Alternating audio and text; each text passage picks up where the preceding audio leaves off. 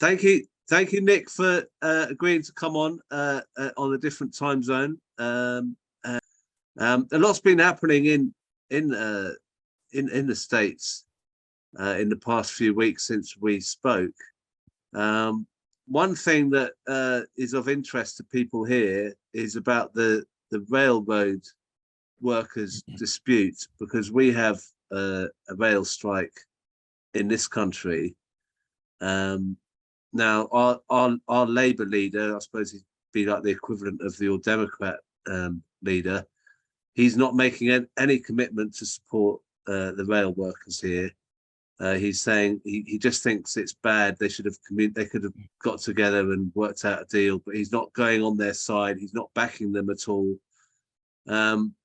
So you've got the luxury of a Democrat president, which we don't have. We don't have a Labour prime minister. So surely your Democrat president is looking after the workers and the people in struggle there, those rail workers. Can you tell us what's happened there? If only that was true. It's good to talk to you again, Crispin. Thanks for having us on again. The rail workers have been fighting for paid sick leave in this country because, in the United States, we're one of the only countries in the world that doesn't guarantee any paid sick leave to workers. And so rail workers didn't have sick leave. They paid sick leave, and they've been in negotiation with the big rail carriers, the big corporate rail carriers, and the billionaire tycoons that own them to try to get 15 days of paid sick leave.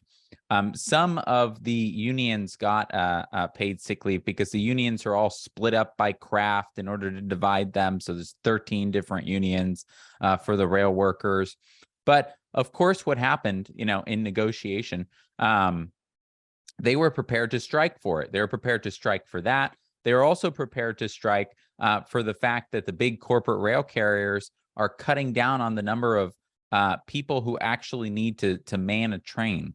And so it used to be 3. It went down. They brought it down to 2. And now they're trying to bring it down to a single person. And you can imagine, how dangerous is that? To have one person just operating this massive train with an enormous amount of cargo, that moves so quickly and can do so much damage and does so much damage when it derails. And that happens in the US.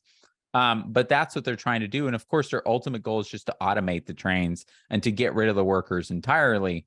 But what happened here in the last couple of months is that as the union, as the big railroad companies are bringing in billions of dollars, they're making more than they've ever made in profit. And the workers demanded a couple weeks of paid sick leave and also safety benefits. And instead of simply granting them that, as you'd think, these are the people that the establishment, both the Democrats and the Republicans, called essential workers during the pandemic. There was the rail industry itself put out a study saying that the economy is gonna lose $2 billion a day. If there's a rail workers strike. And so if they're so important and you're making more than you've ever made, you would think it would be a no-brainer to maybe give them a couple weeks of paid sick leave so that they don't have to come to work sick, maybe so that the trains are safer, maybe so that they can attend the loved ones events, so that they can take time off themselves, so that they don't have to miss. There's horrible stories about, people missing all kinds of, personal events with family that they can't attend. They can't go to a relative's funeral because they don't have paid sick leave. Those kinds of just barbaric Gilded Age kind of stories that, that you would think wouldn't exist in a first world country, let alone the richest country in the world.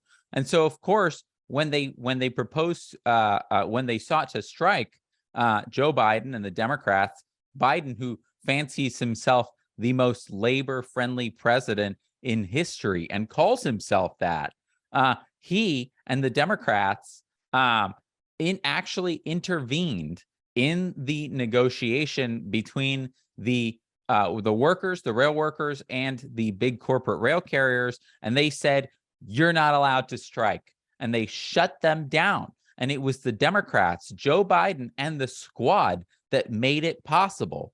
They deliberately agreed to they separated bills in Congress, in the House, and in the Senate that was, one, to shut down the strike, and two, to give them paid sick leave, a week of paid sick leave. Well, doing that was essentially setting up the fact that, of course, the corporate-controlled House and Senate were going to pass the first bill to shut down the strike, but not the second bill for paid sick leave.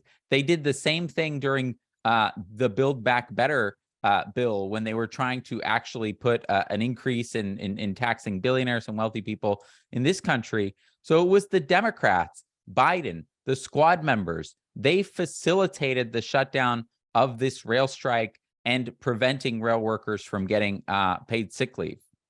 So they sort of pretended that they wanted the sick leave, but they played a stupid hand that made it impossible that it would get through, because their enemies in was it Congress?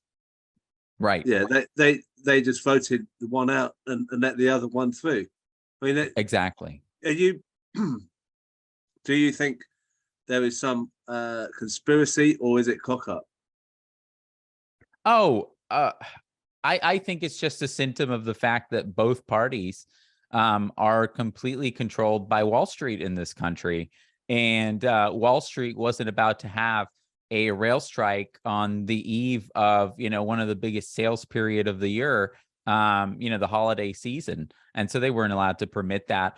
But of course, the consequence of this is that essentially the history of labor in this country is that during the New Deal era of the 30s with FDR, there were unions won very substantial rights. They won the rights to unionize. They won the rights to strike. They won many new rights, and labor force employment went up to 35% in the 40s and 50s. But then since then, it's crashed all the way down to about 10%. And in private corporations, it's down to 6%. So private sector unionization. And so this is really a defining moment in labor history. And we as the People's Party are calling on rail workers and the unions to strike in defiance of Congress and Biden's order not to do it. You have to strike in defiance, because not just now, you're not just fighting for paid sick leave anymore, or for safe trains, or for sufficient people manning the cars. You're now fighting for the very right to strike in the first place. Because if you don't have the right to strike, they don't have any leverage. American labor has no leverage. And it doesn't matter how many contract negotiations some of the unions talk about. Oh, we're going to try again in another contract negotiation. Well, guess what? If the government took away your biggest leverage, your only leverage over the rail carriers, and the corporations, then you're not going to win anything. They own you. So they have to strike now. And that's what we're calling for, in order to protect that very fundamental right to deny their labor. That's very interesting. So what do I think I read somewhere that Bernie Sanders was saying that he thought that the sick pay should be passed, and he sent a letter saying that, or something of that description. But would he go as far as what you're saying, that they should strike? No, none of them have called on the rail workers to strike, despite Congress shooting it down. I mean, they were all complicit in shooting it down. In fact, because so many rail workers or participate in federal contracting work, Joe Biden himself, through executive order, could grant many rail workers paid sick time off. But the squad and Bernie Sanders, they can't even bring themselves to demand of Joe Biden that he do that.